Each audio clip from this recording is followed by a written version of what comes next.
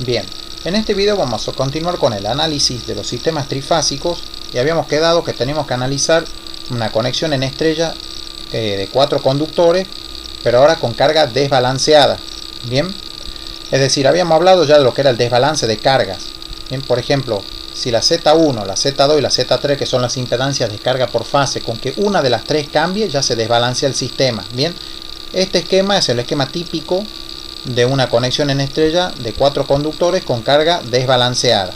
Bueno, para analizar esto vamos a proceder a usar el mismo circuito que habíamos empleado en el video anterior, solo que ahora vamos a provocar un desbalance en las cargas. Es decir, vamos a modificar, con tan solo modificar una de las cargas, ya se desbalanceó el sistema. Bien, esta ya no vale 10 ohm, vale 5. Con que una de las tres cambie, ya está. Con eso ya se desbalancea el sistema. Bueno, para eso vamos a proceder a, primeramente, obviamente, vamos a medir las tensiones. Vamos a medir las tensiones de fase del sistema. Luego vamos a pasar a medir las corrientes, para finalmente terminar analizando lo que es el triángulo de potencia de este sistema. Bien, pero vamos por partes. Esto de acá, esto ya había quedado de la simulación anterior. Acá tengo mi otra tensión y falta para mi otra tensión de fase. Bueno, estos son los que muestran los 3 voltímetros. Ahora, si simulamos, tenemos 220 volts eficaz en cada uno.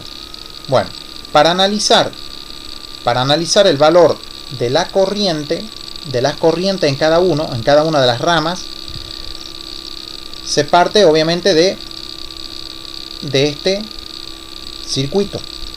Bien, en donde en Z1, Z2 y Z3 van a caer respectivamente las tensiones BAN, BBN y BCN.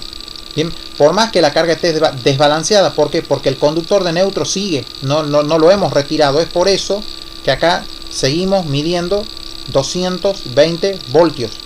220, 220 y 220 de valor eficaz. Por eso no cambió, porque todavía sigue este cable de neutro. Esto es un amperímetro, que ya vamos a ver el valor de corriente que marca. Bien, perfecto.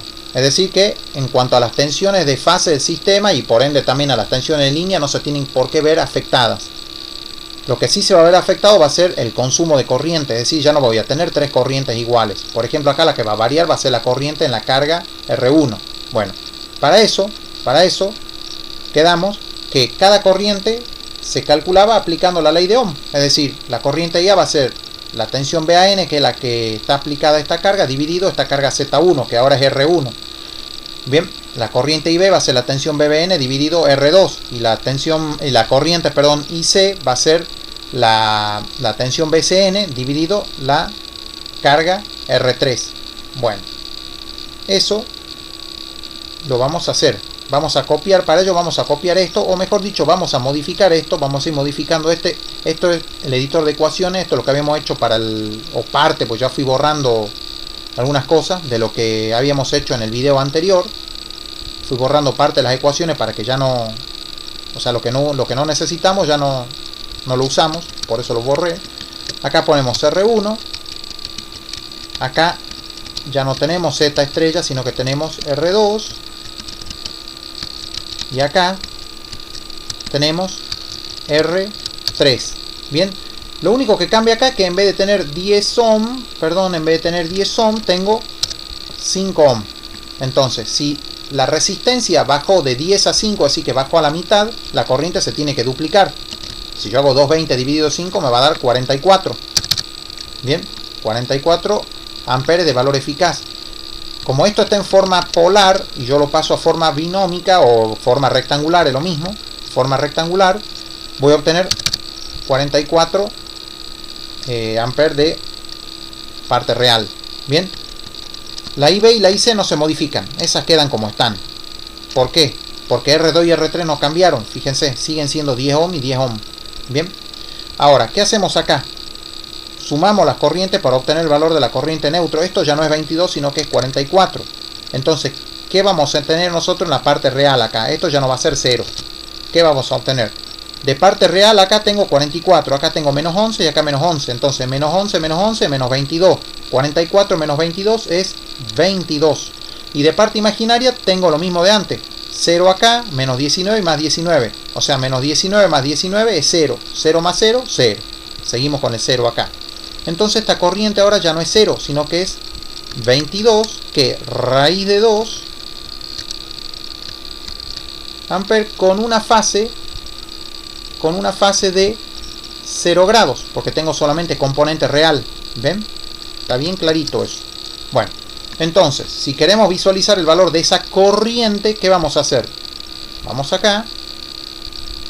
Ya lo estamos viendo por la simulación que acabamos de hacer anteriormente. Ya me modificó el valor del amperímetro. Pero, para que me crean, simulamos de nuevo. ¿Ve? 22,002. Acuérdense esa diferencia. ¿Por qué es? Porque acá en vez de tener 220, estoy teniendo 220,017. ¿Bien? Bueno, ahora, las corrientes. Veamos los valores de las corrientes IA y B y C. Las corrientes IA y B y C, ¿qué valores toman?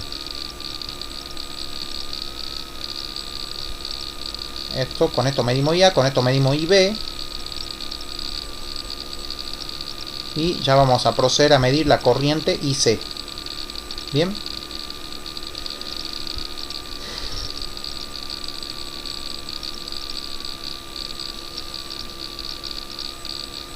Bueno.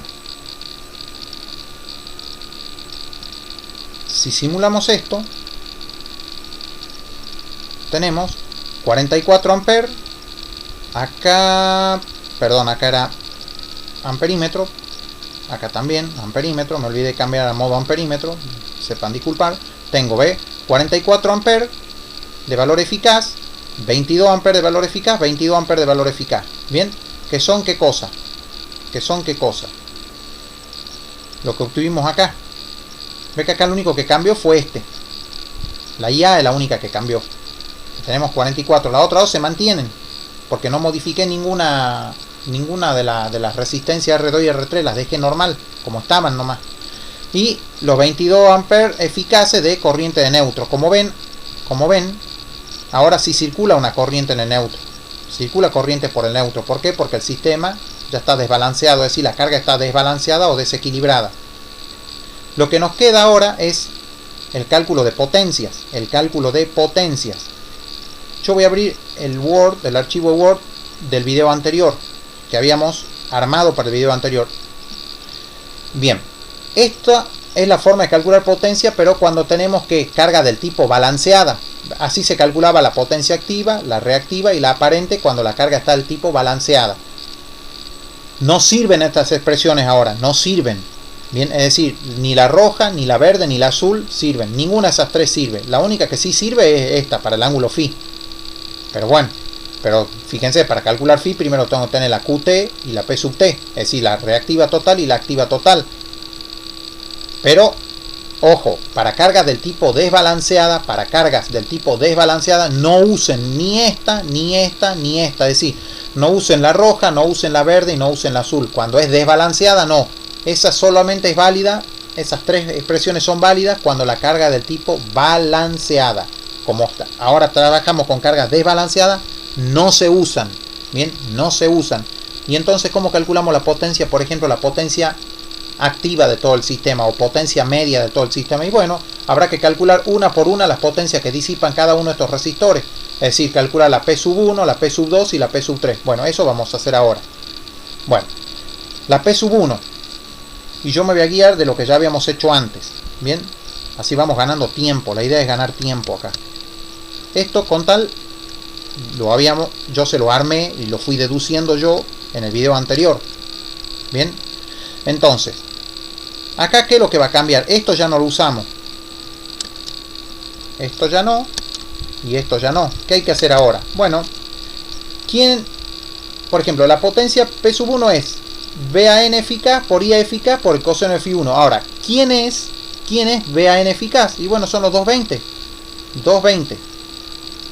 220 voltios. Por ¿quién es la IA eficaz? Y los 44 amperes. Los 44 amperes.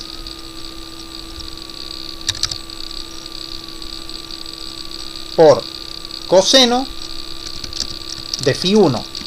Bueno, Acá Φ1, Φ2 y Φ3 siguen siendo 0 grados. ¿Por qué? Porque las cargas son de tipo resistiva pura.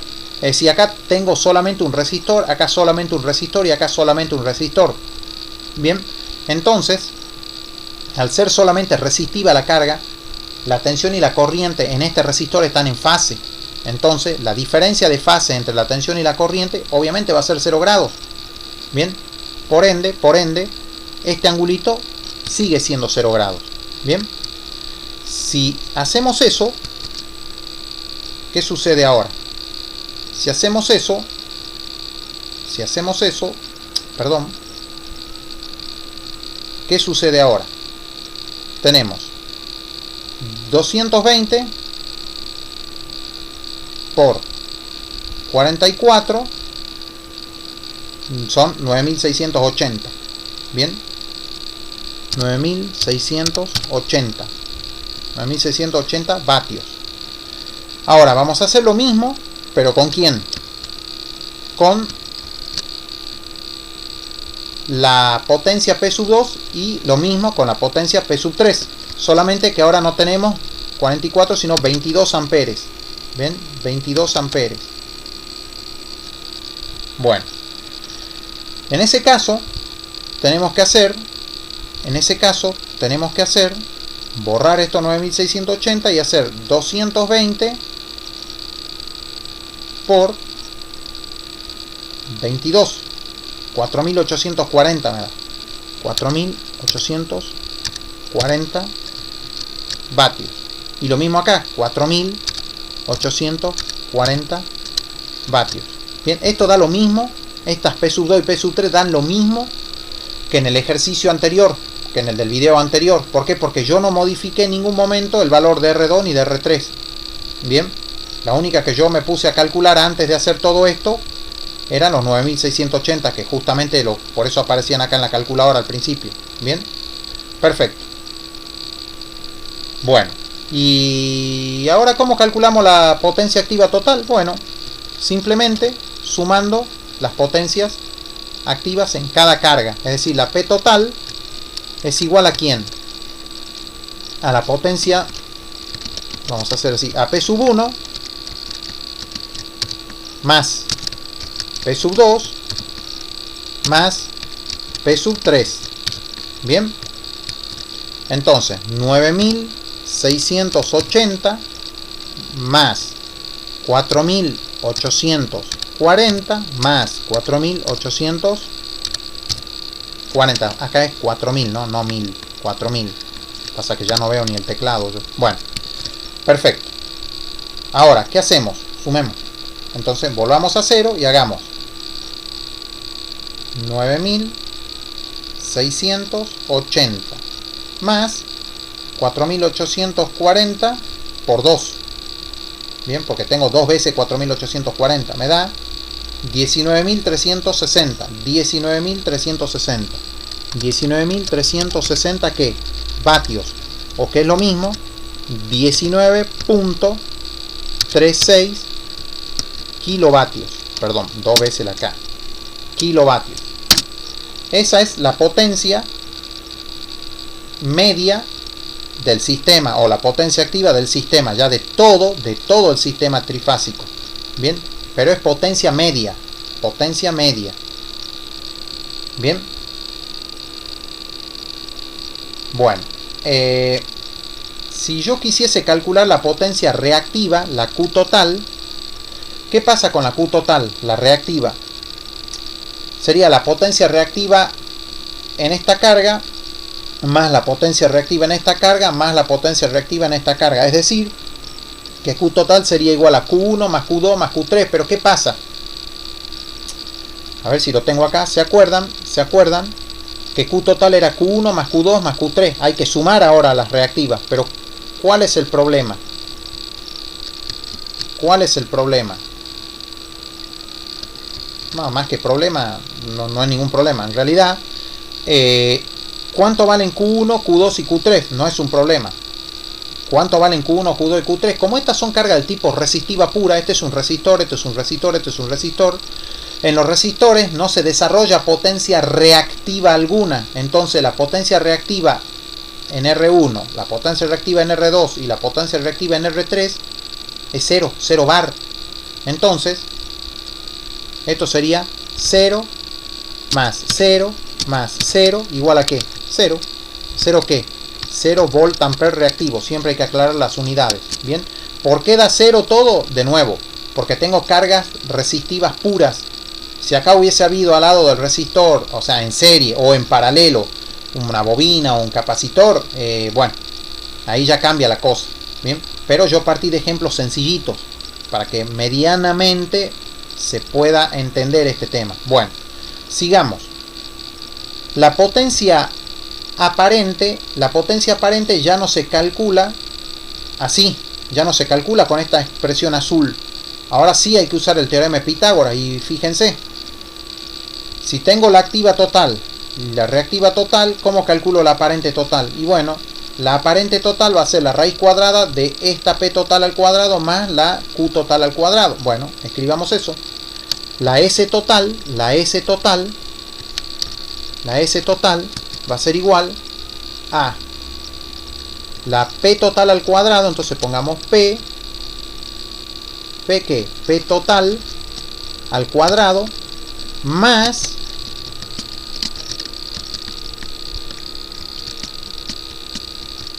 la Q total al cuadrado. Pero ¿qué pasa con esto? Fíjense que la única potencia que tengo yo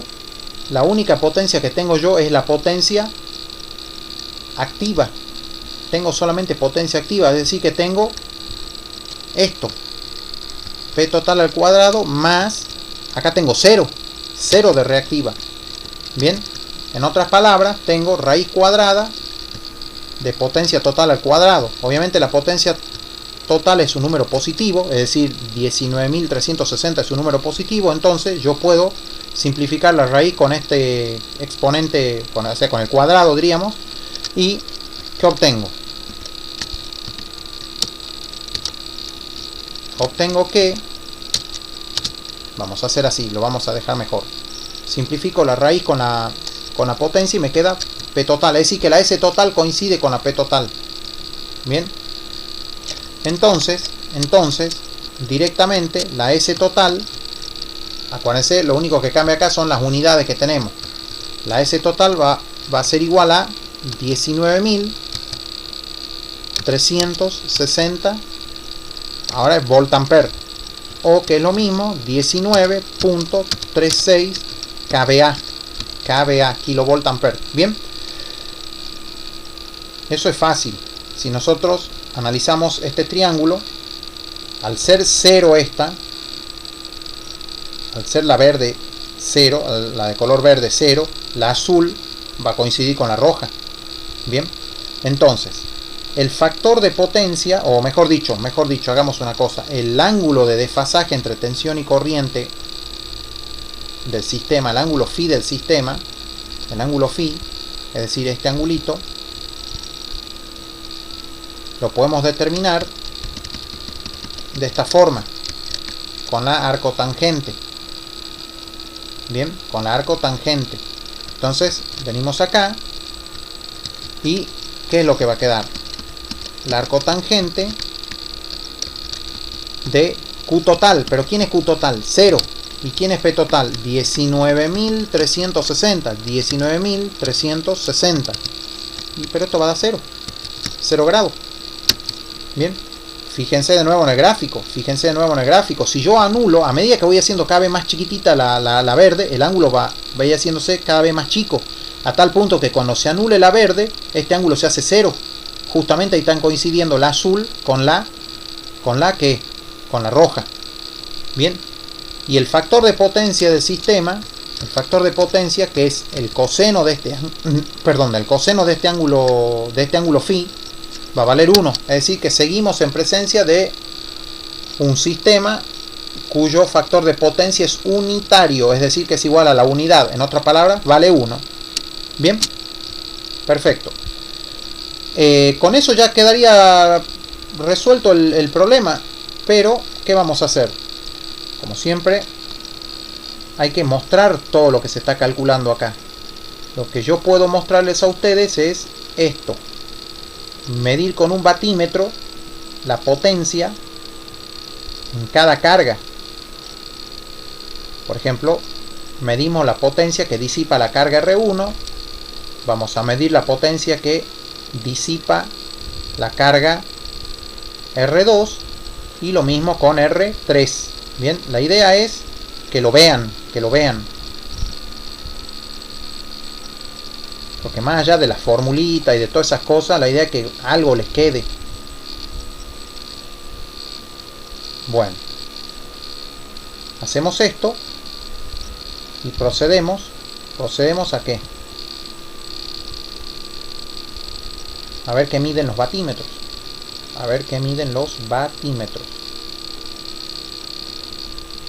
Bueno, ¿ve? 9681, 4841 y 4841. Y donde dice power factor, es el factor de potencia, es la unidad. Y obvio, porque cada uno de estos es un resistor. Y el factor de potencia de cada uno de estos es 1. Y por ende, el factor de potencia de todo mi sistema, ya de todo mi sistema, también va a valer 1. Lo acabamos de calcular. Este unito de acá. Bien. Ahora, de nuevo. Este 9681, ese vatio de más que mide este batímetro, fíjense que nosotros acá, voy a detener la simulación, nosotros acá tenemos 9680 y acá tenemos 9681. Y bueno, chicos, fíjense, cuando yo acá seleccioné que tengo que tener 220 voltios eficaces en el generador, esto me está midiendo el voltímetro 220.017. Bien, esta pequeña tensión, estos 0,017 voltios de más, son los que hacen que tenga un vatio más acá. Fíjense que cuando yo hago los cálculos, no, yo lo hago con 220 voltios. Bien, 9680. Y los 44 que yo uso acá, si recuerdan bien, el amperímetro que estaba conectado a esta carga marcaba ¿cuánto? 44.003 amperes, eficaz por supuesto, ¿no? Eficaces. Eso es lo que hace que yo tenga un vatio más. Bien, pero eso es un tema de simulador, no es un tema mío ni de ustedes, es un tema del simulador. Lo mismo pasa con esto 4841. Bien, yo creo que eso no se los terminé de explicar bien en el video anterior, esas diferencias que se obtienen. ¿Por qué tengo más potencia acá? Ese vatio extra. No, es por un tema de simulador, nada más. Bueno, ahora, si yo quisiese calcular de otra forma la potencia que disipa cada resistor, por ejemplo, hagamos la de la potencia que disipa R1. Y bueno, si tenemos la corriente y la resistencia, hacemos I al cuadrado por R y ya tenemos la potencia. En otras palabras, si yo quiero, por ejemplo, determinar la P sub 1 sin usar la expresión esta que dice tensión eficaz por corriente eficaz por coseno phi, ¿qué hago? Con una expresión que ustedes ya la conocen de hace rato, I al cuadrado por R. ¿Y qué? IA eficaz, esta de acá. Vamos a copiar esto, lo vamos a introducir acá, pero va al cuadrado, ¿no? Esto por ¿quién? R que R1. Bien, entonces yo ¿qué hago? 44 al cuadrado por ¿quién? Por 5 ohmer acá, ¿no? Bien, 44 al cuadrado por 5. Y bueno, hagamos la cuenta. 44 al cuadrado por 5. 9680. ¿Ve? 9680 acá. 9680 vatios. Y así lo mismo con los otros. Bien, puedo hacer IB eficaz al cuadrado por R2, esa va a ser la P sub 2, e IC al cuadrado por R3, y que va a ser la potencia P sub 3, y así obtendría también estos 4840 de P sub 2 y P sub 3. Bien, yo hago con P sub 1 nada más para mostrarles. ¿Ven? 9680, 9680. Bien, esa es otra forma de determinar la potencia. Bueno, de todo esto ya quedó cómo determinar tanto las corrientes de línea, la corriente de neutro y las potencias, y armar obviamente el triángulo de potencias de una conexión en estrella de 4 conductores con carga desbalanceada. Bien, ¿qué conclusión podemos obtener de esto que estamos analizando, o sea, del sistema que acabamos de analizar en este video? Que bueno, que al producirse un desbalance en las cargas, estas corrientes de línea ya no son iguales. Bien, por ende ahora sí circula corriente por el neutro. Bien, pasamos de tener 0 amperes del ejercicio anterior a tener 22 amperes ahora. Bien, todo producto del desbalance del sistema. Y además, las expresiones de potencias, cuando la carga está desbalanceada, ya no se usan ni la roja, ni la verde, ni la azul. Eso quiero que queden claros. Bien, acá hay que calcular individualmente las potencias activa y reactiva de cada carga y obviamente sumarlas. En este caso sumar las 3 activas por un lado y sumar las 3 reactivas por el otro. Así obtenemos P total y Q total respectivamente. Y por medio del teorema de Pitágoras calculamos que la potencia aparente total, es decir, la S total. Después, o sea, no es complejo esto es bien simple. Bien, con esto creo que queda explicado ya el tema esta parte de conexión en estrella con carga desbalanceada, pero de 4 conductores.